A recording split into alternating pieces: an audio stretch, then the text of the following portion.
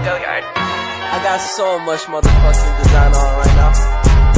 Break it down, bring it back, make it clap. I got 3 old thoughts, new block, where that damn bitches on my line, and you know they come strap. Assalamualaikum warahmatullahi wabarakatuh. Hai. Perkenalkan, nama saya Nuruyati dengan NIM D1B122021. Saya adalah salah satu mahasiswi Mega Rizky Makassar angkatan 22 dari kelas alih jenjang 02. Tujuan saya membuat video ini guna memenuhi tugas dari Bapak APT Safarudin MSI dengan mata kuliah tugas wawasan ilmu farmasi, judul Retail Farmasi dan Bisnis Farmasi. Ini merupakan video ketiga saya. Jangan lupa untuk menonton video pertama dan video kedua. Selamat menyaksikan.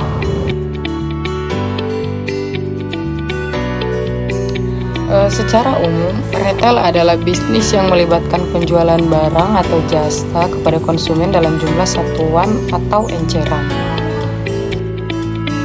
Dalam industri farmasi, retail dapat dikategorikan ke dalam apotik konvensional, toko obat konvensional, dan apotik atau toko obat modern. Sebagai sistem warisan zaman kolonial Belanda, aktivitas retail farmasi dimulai sekitar tahun 1930-an. Dan konsep apotik dan toko obat kemudian diatur secara tersendiri pada sekitar tahun 1940-an. Konsep apotik dan toko obat modern belakangan hadir sekitar tahun 1990-an awal. Konsep baru ini secara inkremental mempengaruhi dinamika industri farmasi dari cara-cara penjualan yang tradisional hingga strategi-strategi kompetitif dan pemasaran yang modern. Apotik dikenal sebagai tempat di mana suatu layanan terhadap sejumlah besar produk farmasi dijual, baik yang siap pakai maupun yang racikan. Apotik secara ketat diatur dan diawasi berdasarkan undang-undang bidang kesehatan. Toko obat adalah tempat di mana obat bebas atau OTC dijual. OTC adalah bentuk produk farmasi yang secara bebas dan luas dapat diiklankan melalui berbagai bentuk media massa, baik cetak maupun elektronik. Toko obat juga mengalami peraturan yang sama ketatnya dengan apotik. Toko obat atau apotik modern merupakan kombinasi dari apotik konvensional dan toko obat konvensional dengan sentuhan-sentuhan modern atau barat. Konsep ini menonjolkan kenyamanan, ruang, dan menawarkan berbagai produk sampingan atau penyerta dari industri farmasi seperti produk kecantikan atau perawatan tubuh.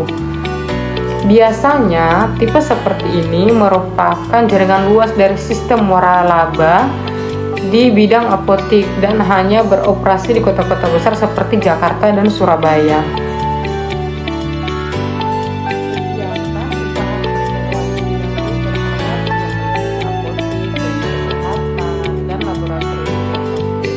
Yang tersebar di seluruh Indonesia hingga saat ini.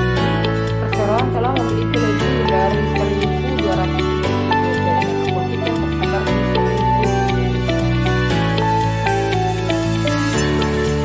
Contohnya adalah seperti apotik bisnis farmasi. Dengan kurang lebih 270 juta jiwa penduduk Indonesia memiliki potensi pasar yang besar untuk peluang bisnis kefarmasian dan alat kesehatan. Pasar farmasi Indonesia menduduki peringkat teratas di kawasan ASEAN pada tahun 2021. Kebutuhan akan obat-obatan dan alat kesehatan disinyalir makin meningkat, namun tidak diiringi dengan bertambahnya jumlah produsen. Oleh karena itu, peluang bisnis farmasi dan alat kesehatan di Indonesia masih sangat menjanjikan untuk digarap.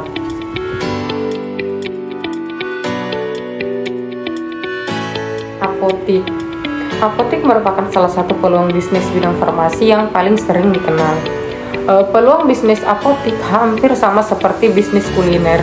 Konsumennya akan selalu ada, baik di tiap kota maupun di tiap pelosok desa. Keuntungan apotik utamanya didapatkan dari hasil penjualan obat serta jasa konsultasi dengan dokter jika ada. Lalu distributor multivitamin dan suplemen kesehatan. Meningkatnya kesadaran masyarakat untuk menjaga kesehatan membuat kebutuhan akan multivitamin dan suplemen kesehatan juga meningkat. Selain itu, daya beli masyarakat yang tinggi membuat peluang bisnis multivitamin dan suplemen kesehatan menjanjikan keuntungan yang tidak sedikit. Lalu laboratorium klinik. Peluang bisnis laboratorium klinik mengalami masa kejayaannya pada puncak pandemi COVID-19 2 tahun ke belakang. Peluang bisnis laboratorium klinik masih akan terus menjanjikan keuntungan seiring dengan perkembangan teknologi alat kesehatan. Klinik kesehatan dapat menjadi peluang bisnis yang menjanjikan, khususnya untuk daerah dengan akses ke rumah sakit yang terbatas. Anda bahkan dapat mengajukan klinik kesehatan bermitra dengan BPJS Kesehatan untuk menjangkau lebih banyak pelanggan. Distributor obat dan ramuan herbal Indonesia adalah rumah bagi ratusan jenis tanaman herbal yang dapat diolah menjadi obat dan ramuan tradisional penyembuh sakit maupun sebagai suplemen kesehatan. Obat dan ramuan herbal menjadi peluang bisnis yang menjanjikan, di mana ada sebagian masyarakat yang lebih memilih jenis pengobatan alternatif dibandingkan pengobatan modern. Itu saja untuk materi yang saya sampaikan kali ini. Jangan lupa untuk memberikan komentar serta membagikan video ini agar kita dapat mengedukasi teman-teman yang lain. Semoga apa yang saya sampaikan dalam video ini dapat menjadi ilmu baru, pengetahuan baru untuk teman-teman sekalian yang menonton video ini. Jangan lupa like, komen, dan subscribe. Bye. Assalamualaikum warahmatullahi wabarakatuh.